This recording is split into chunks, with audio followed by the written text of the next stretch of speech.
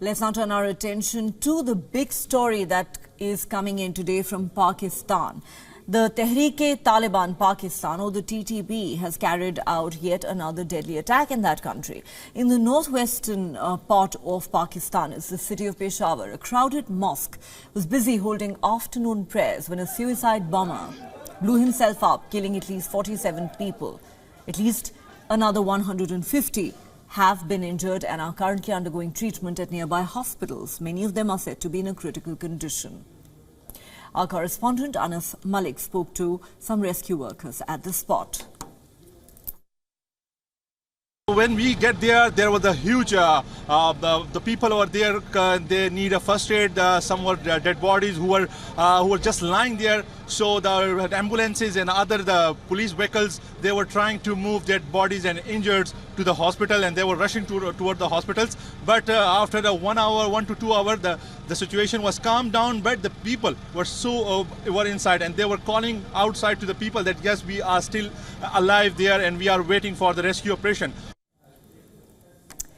A part of the mosque collapsed immediately after the bombing. The attack left people scrambling for safety. Reports say the bomber was standing in the front row of the mosque. He triggered the bomb at a time when at least 260 people were present inside the building. We asked the rescue operators how many more bodies are expected to still be buried under the rubble. Listen in.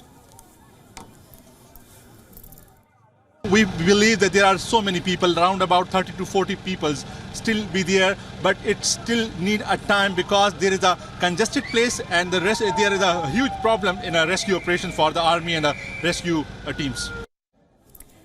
Let me tell you why this location is important. The mosque is located inside a highly fortified compound. It houses the headquarters of the Provincial Police Force and a counter-terrorism department. Peshawar is the capital of the Khyber Pakhtunkhwa province. The city is closer to the international border with Afghanistan than the capital of Islamabad, and this is exactly what the TTP uses to its advantage. The group depends on the tribal belt along the Afghanistan-Pakistan border. From recruiting to arms transfer, this is where it all happens. Today's attack was the city's worst since March last year. But as a country, Pakistan has been hit with a flurry of attacks. The Taliban's return to power in Afghanistan might have been good news diplomatically. After all, the United States is out of the picture, but on the ground, this has meant an emergence of the Tehreek-e-Taliban Pakistan.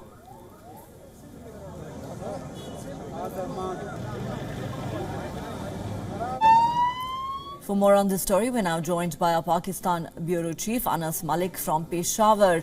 Anas, what is the situation like? The death toll seems to have gone up considerably in the last few hours, and there are fears that it could rise further, given that at least 150 people are injured and many of them are said to be in a critical condition. And yet again, the TTP claiming responsibility for this attack.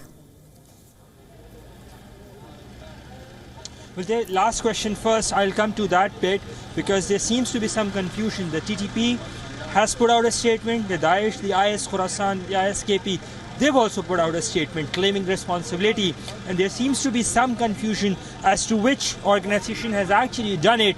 But as I talked to you, just while you were asking me the question, we saw an ambulance go in. Inside this very compound of the police lines. You see that's an ambulance that's just coming out, if my camera person can show you as well, and that's a coffin that I spot. So the rescue operations are currently ongoing as well. There's little or no hope for survivors as I talk to you.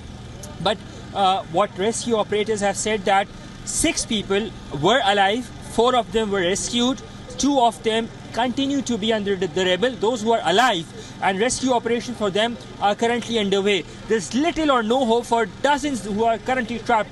I'll just get aside. You see another ambulance that's just going inside.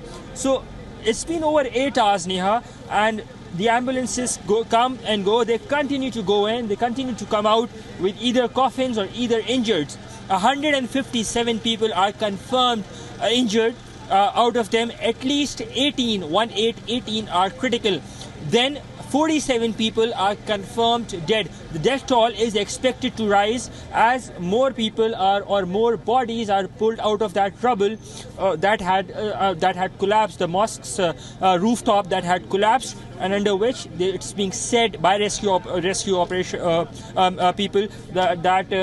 that people are still there under the rubble. So the situation is grim. But if I talk to you on the situation in general, I've been to Peshawar previously as well. The city is completely in a state of mourning. It won't be wrong to say there's this atmosphere of grief that you can feel. It's in the air. You'd feel lesser cars on the road. We drove all the way from Islamabad to Peshawar and we saw lesser cars on the road. That's a departure once you enter Peshawar. It's hustling, bustling city. Barely you'd be able to get to destinations on time.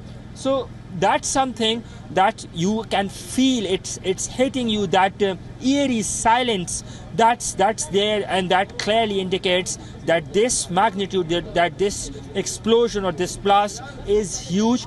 People are mourning, and as I said, if I just talk to you, back in the day, the last tragedy or the bigger tragedy that the city of Peshawar saw was last year in the month of March 2022, the Easter bombings. And since then, we haven't seen a disaster of this magnitude or of this scale. So clearly, the people of Peshawar are struck. They're in grief. They're in shock. Heavy machinery has been brought in.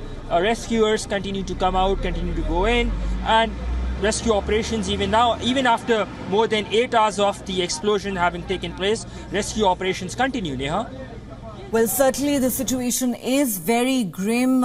So many people still buried under the rubble. There are fears that the death toll could go up further. The rescue operations clearly will continue through the night. Our thoughts and prayers are with the victims. Thanks very much, Anas, for getting us all those details. We will keep coming back to you for the latest on that story.